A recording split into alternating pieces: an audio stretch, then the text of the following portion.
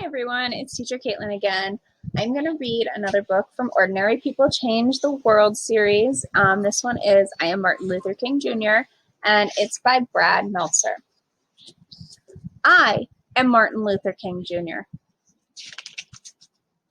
When I was little, I used to get into a lot of accidents. One day, my little brother hit me in the head with a baseball bat. 2 other times, I mistakenly got knocked over by a car. Another day, I tumbled over a banister and bounced through an open door into the basement. Whoa, amazing fall. You okay? I'm okay. No matter how many times I fell, I kept getting back up. Even before I could read, I knew I liked books. My dad always talked about how I kept a lot of books around me. I used to tell my parents, when I grow up, I'm going to get me some big words. There's a power in words. Big words were my future. When I was 6 years old, one of my best friends was a boy whose father owned a store across the street. Tag, you're it. No, you're it. No, you're it. No, you're it. My friend was white. I was black. It didn't matter to us. We would play games and have fun together. But when we started going to school, everything changed. He went to a school where the kids were white. I went to a school where everyone was black. Soon after, he told me, I can't play with you anymore. Why? My dad said so. He doesn't want us being friends. But why? You're one of my best friends, aren't you? Aren't you? I didn't understand. It didn't make sense. At dinner, my parents explained, it's because you're black and he's white. I was so mad that day. How could someone treat me differently just because of the color of my skin? I wanted to hate my friend and his father, but my parents told me to do the opposite, that I should love my friend, even though he hurt me. They taught me that it's better to have more love in your life than more hate. Then, my mother taught me one of the most important lessons of all. You are as good as anyone. You must never feel that you are less than anyone else. I wanted to believe it. But every day, I saw the opposite. I saw you could be treated unfairly just because of the color of your skin. If you were white, you went to a good school with great playgrounds and plenty of books. If you were black, your school was small, sometimes with no desks or even windows. Check it out, a playground. Check it out. Where's our playground? It wasn't just schools. Black people had to use different water fountains, different elevators, even different bathrooms. In fact, on a hot day when everyone wanted ice cream, if you were white, you could sit at the counter and eat from a nice dish. But since I was black, if they served me at all, it was through a side window, and they put my ice cream in a flimsy paper cup. This ice cream is perfect. This ice cream is melted. It got even worse when I was 14. I had just won a speech competition. My speech was about being fair to all people. I was so excited. Then, on the bus ride home, a few white people got on board. You need to give up your seats to the whites. At first, I stayed put. It didn't seem fair, but my teacher convinced me to move. We spent the rest of the ride standing and getting tossed in every direction. It was the angriest I had ever been. Every day, this is what life was like. Black people were treated terribly. The only question was, what could I do about it? At the age of 15, I started college. By 19, I became a minister and entered seminary school to study religion.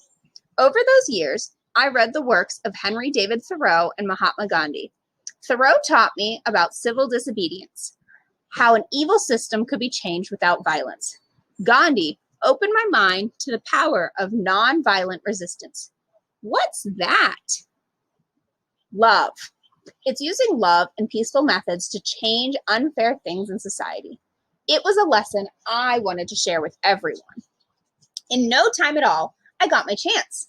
In Alabama, a black woman named Rosa Parks was told to give up her bus seat to a white man. It was just like what happened to me.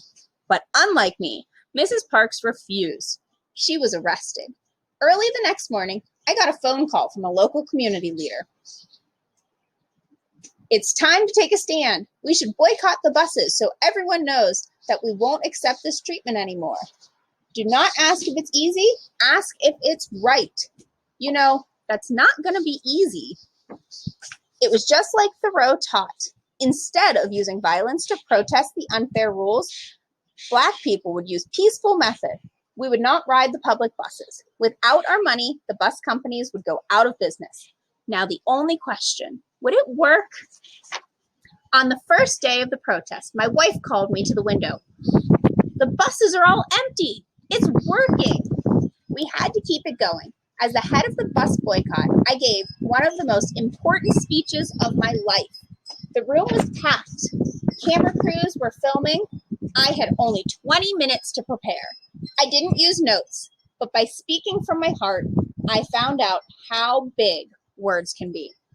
We are determined here in Montgomery to work and fight until justice runs down like water and righteousness like a mighty stream.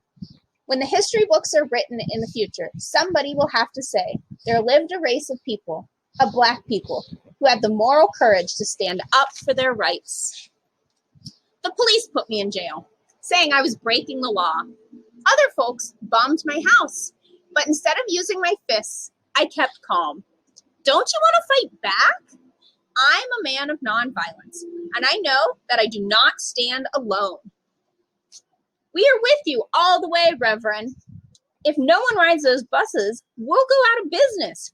You're finally getting it, huh? For more than a year, every Black person in the city, and some white people too, refused to ride the buses. That meant some people had to walk for miles, but they kept going. There was power in standing together. Eventually, our peaceful protest worked. The rules were changed. Public buses could no longer separate people based on the color of their skin. That was only the beginning. Soon, our peaceful protests sparked other peaceful protests. At lunch counters, college students organized sit-ins where they would not stop until everyone could eat together. Our methods of nonviolence were so powerful, I was invited to meet with the president at the White House. But sometimes the hardest problems were right at home. Daddy, look, an amusement park. Please, can we go? I'm sorry, Yoki, we can't. Funtown is not open to Black people. Seeing my daughter cry was one of the most painful moments of my life. It only made me work harder for change. Was it easy? Absolutely not. During one protest in Birmingham, Alabama, the police again arrested me and locked me in a dark jail cell that had only one window. Someone slipped me a newspaper in which white religious leaders had written an article calling us lawbreakers. Someone then snuck me a pen. In that jail cell, I wrote my own response in the margins of the newspaper and even on toilet paper. My letter from Birmingham jail was soon published in a pamphlet. Then it was in magazines and newspapers. Today, it has been read by millions of people. Like I said, it is amazing how big words can be. Our message was so important, even kids your age joined in Birmingham during the Children's Crusade. More than 1,000 kids, some as young as 6 years old, showed up to march. What do you want? Freedom. The first day, the police arrested 900 of them. The next day, 2,500 children showed up, ready to go to jail. This was our finest hour. Enraged that we were not giving up, the chief of police told firemen to spray the children with water hoses and attack them with dogs. They thought it would stop us, but instead, as the whole country watched on TV, what they were doing to our children, it was a wake-up call for the nation's conscience. How can they treat little kids like that? That's not right. We need to help them. 90 days later, the rules began to change. Now, Blacks and whites in Birmingham were using the same lunch counters, water fountains, and restrooms. You could feel it in the air. More change was coming. Freedom was contagious. By the summer of 1963, an estimated 1 million Americans held their own protests in cities across the country. A man named A. Philip Randolph suggested a massive march. If we march together peacefully, they won't be able to ignore us. Together, we can convince Congress and the president to pass laws so no one in America can treat people differently based on skin color. I like the idea. Where should we have it? There's only one place. People came from almost every state. They came in nearly every form of transportation. They even took off work and did not get paid just to be there. Old people, young people, black people, white people, even children like you. They all came to Washington, D.C., gathering in a righteous army. Why? Because they wanted change. And they knew the surest way to change the world is to stand together. I am happy to join with you today in what will go down in history as the greatest demonstration for freedom in the history of our nation. On August 28, 1963, I stood at the podium and spoke what some later called my biggest words of all. March on Washington for jobs and freedom. I have a dream that my 4 little children will one day live in the nation where they will not be judged by the color of their skin, but by the content of their character.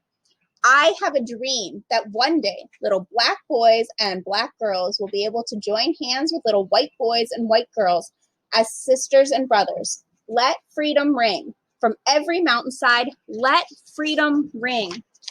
After the March on Washington, the president and Congress passed new laws for civil rights, but that didn't mean our work was done. Indeed, our greatest battle was still to come. It began with 600 activists as they tried to walk 54 miles from Selma, Alabama to the state capital of Montgomery. Back then, there were rules that stopped black people from voting. If you wanted to change the laws, you have to be able to vote for new people who make the laws. We're marching to tell the governor, we want voting rights. This brutality must end. No matter what, don't let them pass.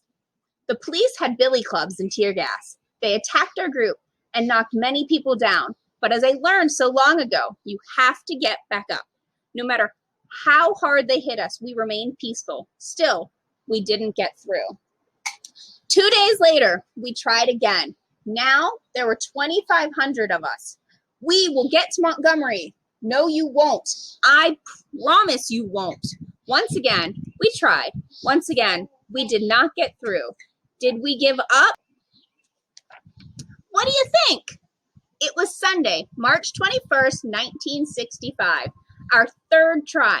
Now we had 8,000 people with us. We are on the move. We shall overcome. Check out the crowd. Black, white, Christian, Jewish, all standing together. For 2 days we marched. Rain could not stop us. The world was watching. The White House was too. President Johnson even sent troops to protect us. Exhaustion could not stop us. As we reached Montgomery, Alabama, tears were shed, but this time they were tears of joy. In my life, people tried to tell me I wasn't as good as they were, just because of the color of my skin. When someone hurts you like that, it can be tempting to hurt them back. You must refuse. When someone shows you hate, show them love. When someone shows you violence, show them kindness. To reach our goals, we must walk the path of peace. We must lock arms with our brothers and sisters. We must march together. When we do, our voices will be heard and freedom will ring. Remember Funtown Amusement Park?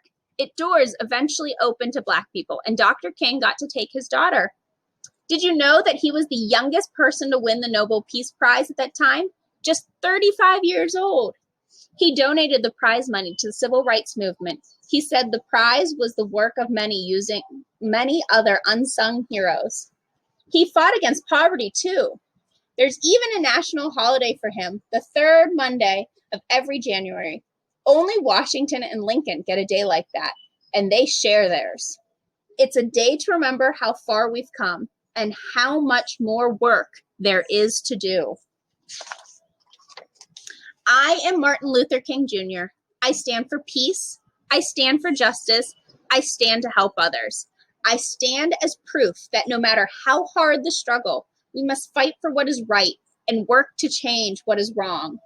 Whatever struggle you face, no matter how hard it gets, you must always move forward. I am proof of this. If we rise up, if we stand together, if we remain united, nothing can stop our dream. And then here are some pictures of Martin Luther King Jr. Thank you for sharing the story with me.